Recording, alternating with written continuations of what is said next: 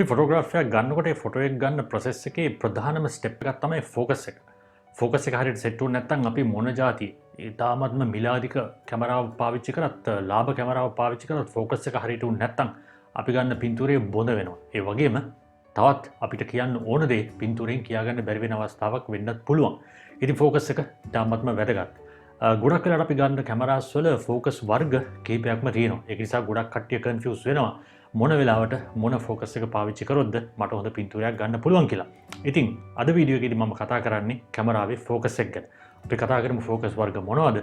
ඒ focus වර්ග වලින් අපි මොන වෙලාවටද මොන ෆෝකස් එකකටද අපිට පාවිච්චි කරන්න අවශ්‍ය වෙන්නේ කියලා. ඉතින් මේ වෙනකොටත් මගේ channel එක subscribe කරලා ඉන්න කට්ටියට මගේ videos බලන කට්ටියට ගොඩක්ම ස්තුතියි. ඕගොල්ලෝ නිසා තමයි මම මේ videos දිගටම කරගෙන යන්නේ. ඒ වගේම ඔයා මගේ channel එකට අලුත් නම් කරුණාකරලා මගේ channel එකට subscribe කරන්න. subscribe කිරීමෙන් මට මේ videos දිගටම ඉදිරියට කරගෙන යන්න ඕගොල්ලෝ ලොකු උදව්වක් කරනවා. එhmenan වැඩි වෙලා යන්න නැතුව අපි වීඩියෝ එකට යමු. අද අපි කතා කරමු කැමරාවෙන් හරියට ෆොටෝ එකක් ફોકસ කරන්නේ කොහොමද කියලා.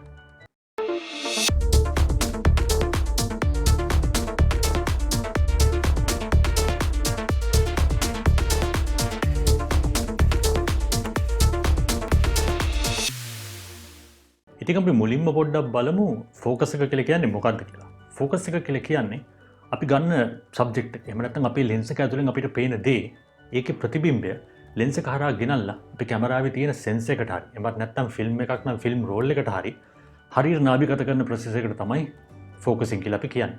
ෆෝකසින් ඉන් ප්‍රොසෙස් එක ගොඩක්ම දුරට සිද්ධ වෙන්නේ ලෙන්ස් එක ඇතුලේ. ඒ කියන්නේ ලෙන්ස් එක ඇතුලේ තියෙන කාචයන් එහෙම නැත්නම් එලිමන්ට්ස් වල ස්ලයිට් මූව්මන්ට් එකකින් තමයි ෆෝකස් එක හරියට සෙට් වෙන්නේ. ඒ වගේම ෆෝකස් එකක් හරියට සෙට් කරන්න නම් අපි ගන්න ප්‍රදේශය, අපි ගන්න ඡායාරූපේ, අපි ගන්න සබ්ජෙක්ට් එකට තරමක් දුරට හරි යම්කිසි සාධාරණ ආලෝක මට්ටමක් තියෙන්න ඕනේ. ඒ වගේ මේ සබ්ජෙක්ට් එකේ අපේ ඇහැට පේන ෆෝකස් එකට කැප්චර් කර ගන්න පුළුවන් ලෙවල් එකේ තිරස් හරි සිරස් හරි රේඛා අපිට පේන්න තියෙන්න ඕන. අපි මේකට කියනවා කන්ට්‍රාස්ට් එක කියලා. ඒ කියන්නේ අපිට මේ සබ්ජෙක්ට් එක ඇතුලේ ක්ලියර් කන්ට්‍රාස්ට් එක තියෙන ඒරියා එකක් අවශ්‍ය වෙනවා ෆෝකස් එකක් කරගන්න.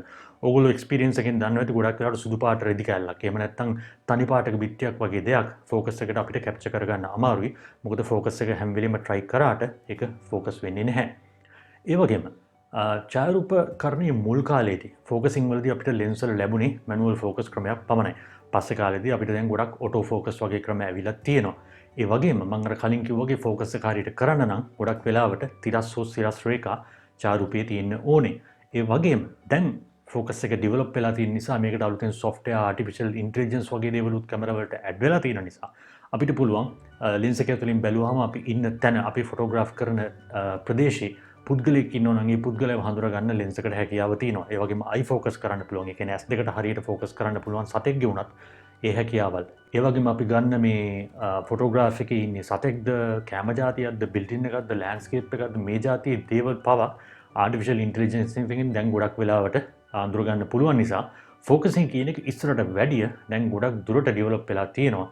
හැබැයි මොන විදිය ෆෝකසින් ක්‍රම අපේ කැමරාවේ තිබුණත් අපි කැමරාව හසුරවන පුද්ගලයා හැටියට ෆෝකසින් ගැන දන්නේ නැත්නම් මේ ක්‍රම වලින් අපිට උපරිම ප්‍රයෝජනය ගන්න බැරි වෙනවා. ඉතින් මේ වෙනකොට නිෂ්පාදනය වෙන කැමරාවල ප්‍රධාන ෆෝකස් වර්ග 3ක් අපිට දැනගන්න ලැබෙනවා. මේ ෆෝකස් වර්ග 3 එක කැමරා මැනුෆැක්චරර් එක නම් වලින් හැඳුන්වුවත් ඒ හඳුන්වන නම මොනවා නමක් වුණත් අපිට මේ ෆෝකසින් වර්ග වලින් සිද්ධ වෙන දේවල් නම් ගොඩක් දුරට ඒක සමානයි. ඉතින් අපි ඉස්සෙල්ලම බලමු මේ ෆෝකසින් වර්ග 3 මොනවද කියලා. පළවෙනිම ගොඩක්ම වැඩියෙන්ම පාවිච්චි වෙන ෆෝකසින් වර්ගය තමයි සිංගල් ඔටෝ ෆෝකස් කියන ෆෝකසින් වර්ගය. ඊළඟට අපිට හම්බ වෙනවා කැමරා එකේ තව ෆෝකසින් වර්ගයක් තියෙනවා කන්ටිනියස් ඔටෝ ෆෝකස් කියලා. මේකත් අපිට ගොඩක් වෙලාවට පාවිච්චි කරන්න වෙනවා. මම කියලා දෙන්නම් මොන වගේ වෙලාවටද මේ ෆෝකස් ක්‍රමය පාවිච්චි කරන්න සිද්ධ වෙන්නේ කියලා. ඊළඟට තියෙන ෆෝකස් ක්‍රමය තමයි ඡායාරූප ශිල්පී තියෙන පරණම ෆෝකස් ක්‍රමය. ඒ වගේම අද වෙනකොටත් ඉතාමත්ම වැදගත් ෆෝකස් ක්‍රමය එක තමයි මැනුවල් ෆෝකස්. ඉතින් අපි මේ ක්‍රම තුන ගැන දැන් අඳුරගත්ත නිසා අපි තව ටිකක් ඉස්සරහට මේ ක්‍රම තුන ගැන කතා කරමු. අපි ඉස්සෙල්ලම පටන් ගමු සිංගල් ඔටෝ ෆෝකස් කියන ෆෝකස් මෙතඩ් එකෙන්. සිංගල් ඔටෝ ෆෝකස් කියලා කියන්නේ අපිට නම කියවපු ගමන් තේරෙනවා සිංගල්. ඒ කියන්නේ එකපාරක් කියන තේරුම තියෙනවා. ඔටෝ ෆෝකස් කියන තේරුම තියෙනවා. ඒ කියන්නේ ඔටෝමැටිකලි ෆෝකස් වෙනවා කියන එක තියෙනවා. ඒ කියන්නේ එකපාරක් ඔටෝමැටිකලි ෆෝකස් කරනවා කියන එක තමයි සිංගල් ඔටෝ ෆෝකස් කියන එකේ තේරුම. සිංගල් ඔටෝ ෆෝකස් තමයි අද වෙනකොට වැඩියෙන්ම යූස් වෙන ෆෝකසින් මෙකැනිසම් එක. ඒ වගේම ඔයා කැමරා එකක් අලුතෙන්ම කඩින් සල්ලි දීලා ගත්තොත් ගොඩක්ම වෙලාවට ෆැක්ට්‍රීකින් වගේ ෆෝකසින් මෙතඩ් එක සෙට් කරලා එවන්නේ සිංගල් එටෝ ෆෝකස් කියන මෙතඩ් එකට. මේකෙදි සිද්ධ වෙන්නේ ඔයා කාගේරි ෆොටෝග්‍රාෆ් එකක් ගන්න යනකොට ඔයා හිතන්න පුද්ගලික ෆොටෝග්‍රාෆ් එකක් ගන්න යනවා නම් ඒ පුද්ගලයා දැස්ලි එල්ල කළා මේකේ ෆෝකස් එක සෙට් කරාම ඕගොල්ලෝ දන්නවරි DSLR එකක් හරි මිරර්ලස් කැමරා එකක් වගේ කැමරා එකක් ෆෝකස් එක සෙට් කරන්න නම් ඔයාගේ ෂටර් බටන් එක half press කරන්න ඕනේ. ඒ කියන්නේ ෂටර් බටන් එක සම්පූර්ණයෙන් press කරන්න නැතුව භාගයට press කරාම lens එකෙන් මම අර කිව්ව කලින් සිද්ධ වෙන mechanical process එක සිද්ධ වෙලා focus එක set වෙනවා. මේක phone camera වල සමහර විට වෙනත් camera වල වෙනස් වෙන්න පුළුවන්. නමුත් මම මේ පොදුවේ focus එක set කරන්න හැටි ගැන තමයි කියලා දුන්නේ. focus එක මෙන්න මේ විදිහට half button එක press කරලා shutter button එක press කරලා set කරාට පස්සේ වාගේ සබ්ජෙක්ට් එකේ මම අර කිව්වා වගේ පුද්ගලෙක් නම් ඒ සබ්ජෙක්ට් එකට ඒ ફોකස් එක සෙට් වෙනවා. ඉතින් සිංගල් ඔටෝ ෆෝකස් එකේ තියෙන ක්‍රමය තමයි මේ සබ්ජෙක්ට් එක ඔයා ඉන්න තලයේ, ඒ කියන්නේ සබ්ජෙක්ට් එකේ ඉන්න තලයේ ඉඳලා ඔයාගේ දෙසට හරි, ඒ කියන්නේ කැමරාව දෙසට හරි, කැමරාවෙන් ඈතට හරි ගියොත් ෆෝකස් එක නැති වෙනවා. ඒ කියන්නේ අවුට් ඔෆ් ෆෝකස් වෙනවා. හැබැයි මේ සබ්ජෙක්ට් එක එයා ඉන්න ප්ලේන් එකේ ඉන්න එක තැනම එකම දුරම ඉඳලා වම් පැත්තට හෝ දකුණු පැත්තට චලනය වුණොත් ෆෝකස් එක අවුට් ඔෆ් ෆෝකස් යන්නේ නැහැ. ඒ කියන්නේ ඒකේ තේරුම තමයි ෆෝකස් එක හැම වෙලෙම සෙට් වෙන්නේ ප්ලේන් එකකට. ඒ කියන්නේ තලයකට තමයි ෆෝකස් එක සෙට් වෙන්නේ. ඉතින් දැන් ඕගොල්ලෝ මාව දකින මේ මාව මගේ වීඩියෝ එක ඕගොල්ලෝ දකින තැන මගේ මූණට තමයි මේකේ ෆෝකස් එක සෙට්ලා තියෙන්නේ. ඉතින් මේ ෆෝකස් එක මම පිටිපස්සට ගියොත් හරි ඉස්සරහට ගියොත් හරි වෙනස් වෙනවා සිංගල් ඔටෝ ෆෝකස් මෝඩ් එක දාලා තියෙනවා නම්. ඉතින් සිංගල් ඔටෝ ෆෝකස් එක තමයි අපිට ගොඩක්ම වෙලාවට පාවිච්චි කරන්න සිද්ධ වෙන්නේ. මොකද සිංගල් ඔටෝ ෆෝකස් එක හරිම ලේසි. ඒ වගේම සිංගල් ෆොටෝ ෆෝකස් එකේදී අපිට පුළුවන් අපිට අවශ්‍ය වෙලාවට අවශ්‍ය තැනට ෆෝකස් එක සෙට් කරගන්න. ඒ වගේම තමයි තවත් වාසියක් තියෙනවා සිංගල් ඔටෝ ෆෝකස් එකේ. ඒක තමයි අපිට පුළුවන් ෆෝකස් එක ලොක් කරගෙන ඉන්න ගමන් ෆොටෝග්‍රාෆ් එක රීකොම්පෝස් කරන්න. ඒ කියන්නේ අපි මෙහෙම හිතුවොත් ඔයාට අවශ්‍ය වෙනවා ඔයාගේ සබ්ජෙක්ට් එක පුද්ගලෙක් නම් ඒ පුද්ගලයාව ෆොටෝග්‍රාෆ් එකේ වම් පැත්තට හරි දකුණු පැත්තට හරි දාලා රූල් ඔෆ් තර්ඩ්ස් වගේ කොම්පොසිෂන් සිස්ටම් එකකට ඔයාගේ ෆ්‍රේම් එක හදාගන්න. මෙහෙම කරන්න අවශ්‍ය වෙනවා නම් ඔයාට පුළුවන් ඔයාගේ සබ්ජෙක්ට් එක මැද තියලා ඉස්සෙල්ලම ෆෝකස් එක සෙට් කරගෙන ෂටර් බටන් එක අල්ලගෙන දිගටම අල්ලගෙන ඉන්න ගමන්ම ඔයාට රාමුව වෙනස් කරන්න පුළුවන්. ඒ කියන්නේ රීකොම්පෝස් කරන්න පුළුවන්. රීකොම්පෝස් කරාම අපිට පුළුවන් වෙනවා ෆෝකස් එක අර අපි කලින් ෆෝකස් ලොක් කරපු සබ්ජෙක්ට් එකට එහෙම්මම තියාගෙන අපේ කැමරාවේ රාමුව විතරක් අපේ ෆොටෝ එකේ රාමුව විතරක් වෙනස් කරන්න. මේකට අපි කියනවා රීකොම්පොසිෂන් කියලා. මේ ක්‍රමයට අපිට ගොඩක්ම වෙලාවට සිංගල් ඔටෝ ෆෝකස් මෝඩ් එක යූස් කරන්න පුළුවන්. ඊළඟට අපිට වැදගත්ම වෙන තවත් ෆෝකසින් ක්‍රමයක් තමයි කන්ටිනියස් ඔටෝ ෆෝකස්. මේකේ නම කියවපුවම ඔයගොල්ලන්ට තේරෙනවා කන්ටිනියස්. ඒ කියන්නේ මේක සිංගල් නෙවෙයි, මේක එක දිගට දිගින් දිගටම ෆෝකස් වෙන කියන අර්ථය මේකේ තියෙනවා. ඒ වගේම ඔටෝ ෆෝකස්. මේකත් ඔටෝ ෆෝකස් ක්‍රමයක්. සිංගල් ඔටෝ ෆෝකස් එකේදී මම ඔයගොල්ලන්ට කිව්වා අපි ගන්න සබ්ජෙක්ට් එක අපි ගන්න ෆොටෝ එකේ ඉන්න එක්කෙනා හදිසියෙ අපි ඉන්න ප්ලේන් එකකින් ඒ ෆෝකස් ප්ලේන් එකෙන් පිටිපස්සට ගියොත් හරි ඉස්සරහට ගියොත් හරි ෆෝකස් එක අවුට් ඔෆ් ෆෝකස් යනවා කියලා. මෙන්න මේ ප්‍රශ්නේ විසඳ ගන්න පුළුවන් කන්ටිනියස් ඔටෝ ෆෝකස් එකෙන්. කන්ටිනියස් ඔටෝ ෆෝකස් එක අපි සෙට් කළා සබ්ජෙක්ට් එක ෆෝකස් කරාට පස්සේ අපි ෆෝකස් කරපු සබ්ජෙක්ට් එක මූව් වුණොත්, ඒ කියන්නේ හදිසියෙ හරි ඒගොල්ලෝ අපේ කැමරාව දෙසට આવොත් හරි නැත්නම් කැමරාවෙන් ප්‍රතිවිරුද්ධ දිශාවට ගමන් කරොත් හරි කැමරාවේ ෆෝකස් එක ඒ සබ්ජෙක්ට් එකට තියාගෙන දිගටම ෆෝකස් කරගෙන යන්න කැමරාවට හැකි වෙනවා කන්ටිනියස් ඔටෝ ෆෝකස් මෝඩ් එක ඇක්ටිවේට් කරාට පස්සේ. මේක තමයි අපි කියන්නේ කන්ටිනියස් ඔටෝ ෆෝකස් කියලා. ඒක නිසා මේ කැමරාවෙන් මේ ෆෝකස් ක්‍රමය ඉතාමත්ම වැදගත් වෙන ඡායාරූප ශිල්පියෝ විශේෂයෙන් කීප දෙනෙක්ම ඉන්නවා. ඒකෙන් එක්කෙනෙක් තමයි ස්පෝර්ට්ස් ෆොටෝග්‍රැෆි කරන කට්ටිය. ඒ කියන්නේ ක්‍රීඩා ඡායාරූප කරන කට්ටියට මේ ෆෝකස් මෝඩ් එක හරිම වැදගත්. මොකද ක්‍රීඩාවකදී අපි ග්‍රවුන්ඩ් එකකින් එළියේ ඉඳලා ෆෝකසින් කරගෙන කැමරාව ෆොටෝග්‍රාෆ් කරගෙන ඉන්නවනම් ගොඩක් වෙලාවට ග්‍රවුන්ඩ් එක ඇතුලේ ඉන්න කට්ටිය කැමරාව දෙසට දුවලා එන්නත් පුළුවන්. ඒ වගේම කැමරාවෙන් ඈතට දුවලා යන්නත් පුළුවන්. ඉතින් මේ වෙලාවට ක්‍රීඩාවකදී ගොඩක් වෙලාවට අපි සබ්ජෙක්ට් එක චලනය වෙන නිසා කන්ටිනියස් ඔටෝ ෆෝකස් එක දාගෙන තමයි ෆොටෝග්‍රැෆර්ස්ලා ගොඩක් වෙලාවට ෆොටෝග්‍රැෆි කරන්නේ. ඒ වගේම තවත් විශේෂයෙන්ම මේ කන්ටිනියස් ඔටෝ ෆෝකස් එක අපිට අවශ්‍ය වෙන වෙලාවක් තමයි වයිල්ඩ් ලයිෆ් ෆොටෝග්‍රැෆි. වයිල්ඩ් ලයිෆ් ෆොටෝග්‍රැෆි වලදී ගොඩක් වෙලාවට අපිට සිද්ධ වෙනවා දුවන සත්වෙක් පසුපස හඹාගෙන යන්න. එහෙම නැත්නම් පියාඹන කුරුල්ලෙක්. එහෙම නැත්නම් අපි දිහාට ඇවිදගෙන එන. එහෙම නැත්නම් අපින් ඈතට යන සත්වෙක්ව ෆොටෝග්‍රාෆ් කරන්න. මේ වගේ වෙලාවටත් ගොඩක් වෙලාවට කන්ටිනියස් ඔටෝ ෆෝකස් පාවිච්චි කරන්න පුළුවන්. ඉතින් කන්ටිනියස් ඔටෝ ෆෝකස් කියලා කියන්නේ ඉතාමත්ම හොඳ ෆෝකසින් ක්‍රමයක්. ඔයාගේ සබ්ජෙක්ට් එක චලනය වෙනවා නම්, ඔයාගේ සබ්ජෙක්ට් එක මූව් වෙන සබ්ජෙක්ට් එකක් නම් ඒ සබ්ජෙක්ට් එක දිගටම ට්‍රැක් කරගෙන ෆෝකස් කරගෙන යන්න පුළුවන් ෆෝකසින් ක්‍රමයක් තමයි කන්ටිනියස් ඔටෝ ෆෝකස්. ඉතින් ඔයගොල්ලන්ට දැන් සමහරට හිතනවා ඇති ඇයි කන්ටිනියස් ඔටෝ ෆෝකස් තියෙන්නේ සිංගල් ඔටෝ ෆෝකස් අපි පාවිච්චි කරන්න කියලා. මොකද සිංගල් ඔටෝ ෆෝකස් කියන්නේ එකපාරක් විතරක් ෆෝකස් වෙනවා නැත්නම් අවුට් ඔෆ් ෆෝකස් වෙනවා. අපි කන්ටිනියස් ඔටෝ ෆෝකස් කියන්නේ සෙට් කරගත්තාම හරිම ලේසි දිගටම ෆෝකස් කරගෙන ඉන්න පුළුවන් නේද කියලා. හැබැයි කන්ටිනියස් ඔටෝ ෆෝකස් වල ප්‍රශ්න කිහිපයක් තියෙනවා. කන්ටිනියස් ඔටෝ ෆෝකස් සමහර වෙලාවට සිංගල් ඔටෝ ෆෝකස් වගේ එක දිගටම ෆෝකස් එක කරගෙන ඉන්න බැරි අවස්ථාවල් ඉන්න පුළුවන්. ඒ කියන්නේ සබ්ජෙක්ට් එකේ මූවමන්ට් එක එහෙම නැත්නම් එතන තියෙන ආලෝක මට්ටම ලයිටින් කන්ඩිෂන් එක උඩ සමහරට ෆෝකස් එක මග ඇරෙන්න පුළුවන් කන්ටිනියස් ඔටෝ ෆෝකස් එකට. ඒ වගේම ඊළඟට තියෙන ලොකුම ප්‍රශ්නේ තමයි කන්ටිනියස් ඔටෝ ෆෝකස් එකේදී ඔයගලන්ට මේ පේනවා වගේ ලෙන්ස් එක හැම වෙලෙම ෆෝකස් එක සෙට් කරගෙන තමයි ඉන්නේ. කියන්නේ ලෙන්ස් එකේ මෝටර එක දිගටම වැඩ කරගෙන තමයි තියෙන්නේ. මේක නිසා ඔයාගේ කැමරාවේ තියෙන බැටරි එක ඉක්මනට අඩු වෙන්න පුළුවන්.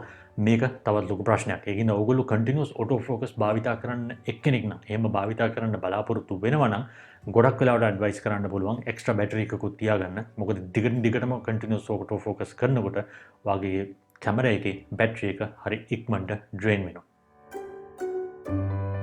ඊළඟට අපිට කැමරාවල හම්බ වෙන තවත් ප්‍රධානම වැදගත්ම ෆෝකස් ක්‍රමය තමයි මැනුවල් ෆෝකස්. මැනුවල් ෆෝකස් කිව්වම අපි හැමෝටම තේරෙනවා මේක කැමරාවකින් අපිට කරලා දෙන්නේ නැහැ, මේක ලෙන්ස් එකකින් අපිට කරලා දෙන්නේ නැහැ. ඒ නිසා මේ ෆෝකස් එක අපි මැනුවලි කරගන්න ඕන කියන තේරුම ඔයගොල්ලන්ට දැනෙනවා. හොඳයි. මැනුවල් ෆෝකස් එක මම අර කලින් කිව්ව ඔටෝ ෆෝකස් ක්‍රම තියෙද්දි මැනුවල් ෆෝකස් එක අවශ්‍ය වෙන්නේ මොකද කියන එකත් සමහරවිට ඔයගොල්ලෝ කල්පනා කරන්න පුළුවන්. ඇත්තටම මැනුවල් ෆෝකස් එක අවශ්‍ය වෙන්නේ මම අර කලින් කිව්ව කන්ටිනියස් ඔටෝ ෆෝකස් සහ සිංගල් ඔටෝ ෆෝකස් වගේ ෆෝකස් ක්‍රම දෙකම ෆේල් වුණොත් අපිට මැනුවල් ෆෝකස් එක කරගන්න පුළුවන්. ඇයි මේ ෆෝකසින් ෆේල් වෙන්නේ? මම මුලින්ම ඔයගොල්ලන්ට කිව්වා ෆෝකස් එක කරන්න නම් අපි ගන්න සබ්ජෙක්ට් එකේ අපි ගන්න ඒරියා එකේ සැලකිය යුතු ආලෝක මට්ටමක් තියෙන්න ඕනේ. ඒ වගේම ඒ ඒරියා එකේ ස්පෙෂලි අපිට අයිඩෙන්ටිෆයි කරන්න පුළුවන් කන්ට්‍රාස්ට් එකක් තියෙන්න ඕනේ කියලා මම කලින්ම කිව්වා. ඉතින් මේ දෙකම නැත්තම් මේ මොන සොෆිස්ටිකේටඩ් ෆෝකසින් ක්‍රම තිබ්බත් මේ දෙක ෆේල් වෙනවා. ඒ කියන්නේ ෆෝකස් කරන්න try කරනවා නමුත් ෆෝකස් කරගන්න බැරි වෙනවා.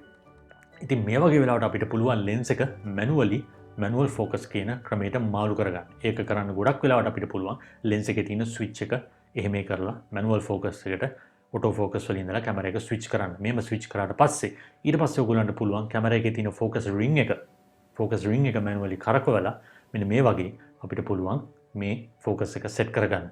මෙහෙම ෆෝකස් එක සෙට් කරගත්තාම අපිට අර ඔටෝ ෆෝකස් එකක් කරනවා වගේම තමයි ෆෝකස් එක අපිට අවශ්‍ය තැනට සෙට් කරගන්න පුළුවන්. හැබැයි මේ ෆෝකස් ක්‍රමය මැනුවලි සෙට් කරගත්තට පස්සේ හරියට සිංගල් ඔටෝ ෆෝකස් එක වගේම තමයි ෆෝකස් එකේ ඒ අපි සෙට් කරපු ප්ලේන් එකේ තමයි රැඳිලා තියෙන්නේ.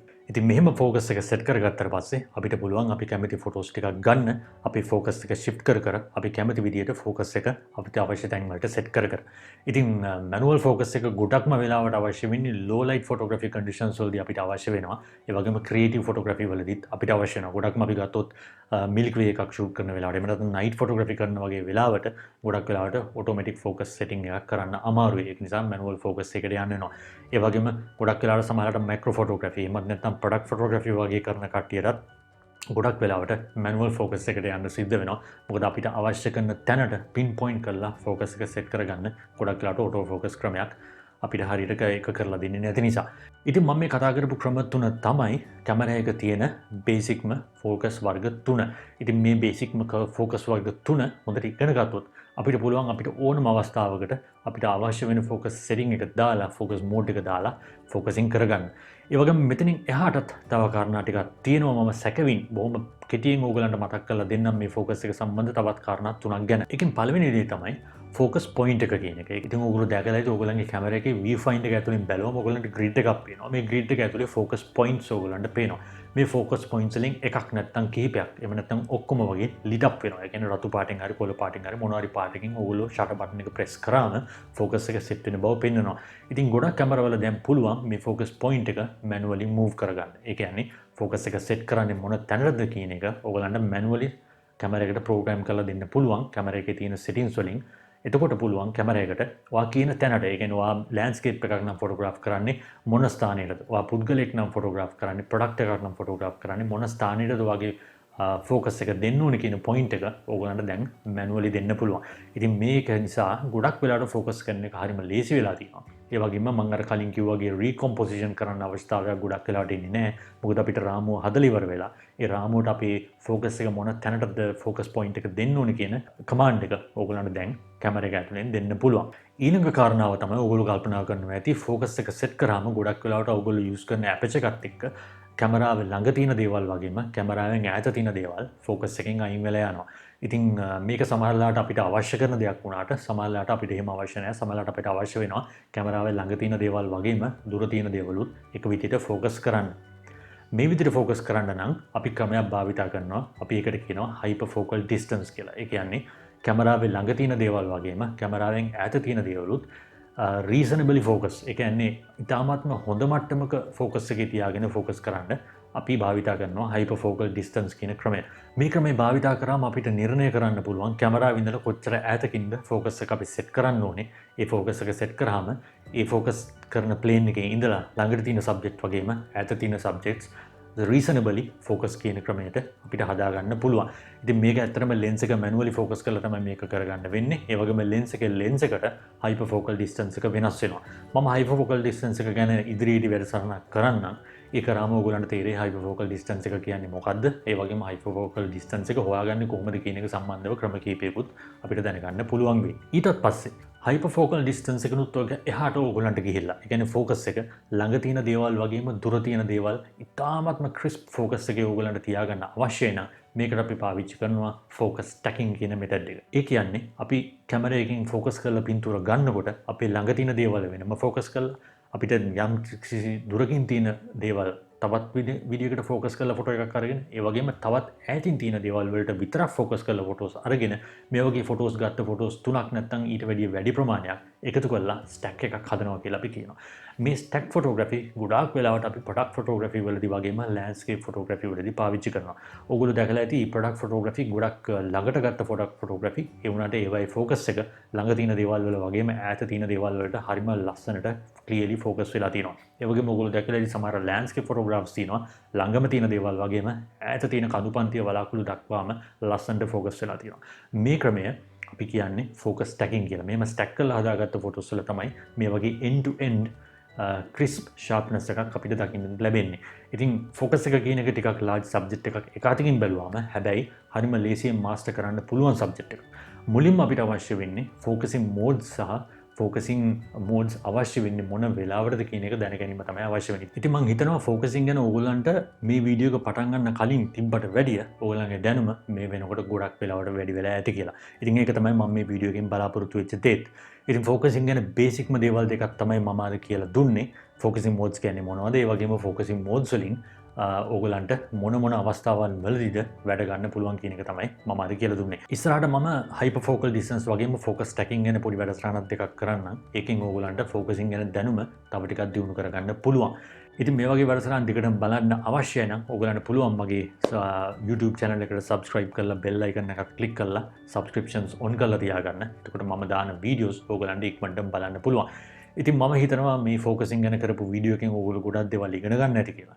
ඒ ඉගෙන ගත්ත දේවලුත් වගේම ඕගොල්ලන්ට මේකට තව අදහස් එකතු කරන්න කැමති නම් කරුණාකරලා පල්ලෙහා තියෙන section එකකින් comment එකක් දාන්න. comment එකක් දැම්මම ඕගොල්ලන්ට පුළුවන් ඕගොල්ලන්ගේ අදහස් ඒ වගේම ඕගොල්ලන්ගේ දැනුමත් අනිත් කට්ටියත් එක්කත් වගේම මාත් එක්කත් බෙදා ගන්න. මොකද අපිත් හැම වෙලෙම ඉගෙන ගන්න කට්ටිය. අද ෆෝකස් ගැන ඉගෙන ගත්ත දේවල් වලින් මම හිතනවා ඕගොල්ලන්ට ගොඩක් ප්‍රයෝජනයක් ගන්න පුළුවන් වෙන්නේ නැති කියලා.